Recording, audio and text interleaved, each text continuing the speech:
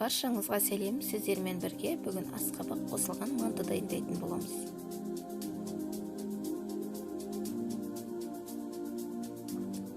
Бізге керекті 1 стакан су, 1 жұмыртқа қосамыз, 2 ас қасық сұйық май қосамыз, 1 шай қасық тұз қосамыз. Жақсылап араластырып аламыз. Әрі қарай ұнымызды салып, қамыр илейміз.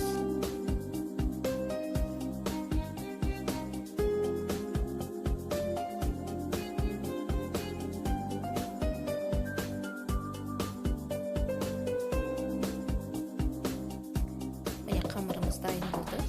Бетін жауып, жарты сағатқа қойып қоямыз. Енді салмамызды дайындаймыз. Бізге керекті асқабақ. Асқабағымызды майдалап турап аламыз. Ары қарай пиязымызды турап аламыз.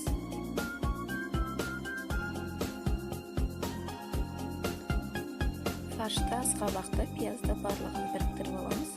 Үстіне дәміне қарай тұз, борщ саламыз. Міне салмамыз дайын болды. Ары қарай қамырымызды бөлшектерге бөліп аламыз.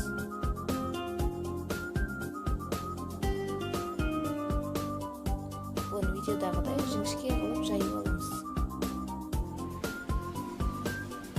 Ішіне салмамызды видеодағыдай форма жасаймыз. Барлығын осылай жасап аламыз. Табамызға салып 40 минутқа пісіріп аламыз. Міне мантымыз дайын болды. Өте дәмді болып шығады. Достар, менің каналыма тіркеліп, лайк, комментарий қалдырып кетіңіздер. Баршаңызға көп рахмет.